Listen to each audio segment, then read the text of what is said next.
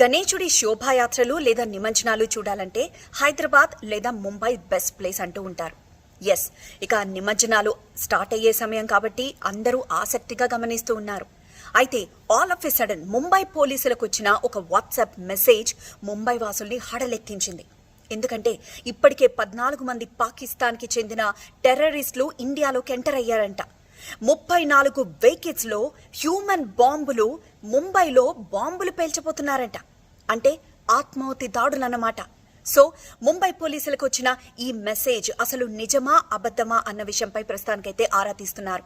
అయితే ఇక్కడ ఒక టెన్షన్ పడాల్సిన విషయం ఏంటంటే, ఉగ్రవాదులు ఉగ్ర లింకులు అనగానే ఇప్పటి వరకు దేశంలోని ఏ ప్రాంతం నుండి మొదలైనా హైదరాబాద్కి ప్రతిసారి లింకులుంటూ ఉన్నాయి. ఇప్పుడు ఇదే భయాందోళన కలిగిస్తోంది.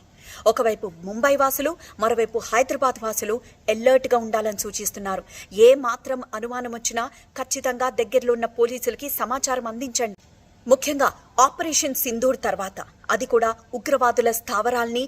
ఉగ్రవాదుల్ని మట్టుబెట్టిన తర్వాత భారత్లో జరుగుతున్న అతిపెద్ద పండుగిది. దీంతో ఈ పండుగనే టార్గెట్ చేసుకున్నారా ఉగ్రవాదులు అన్న వార్తల నేపథ్యంలో శోభాయాత్రలో పాల్గొంటున్న ప్రజలు లేదా నిమజ్జనంలో పాల్గొంటున్న ప్రజలు చాలా జాగ్రత్తగా ఉండాలని సూచిస్తున్నారు పోలీసులు.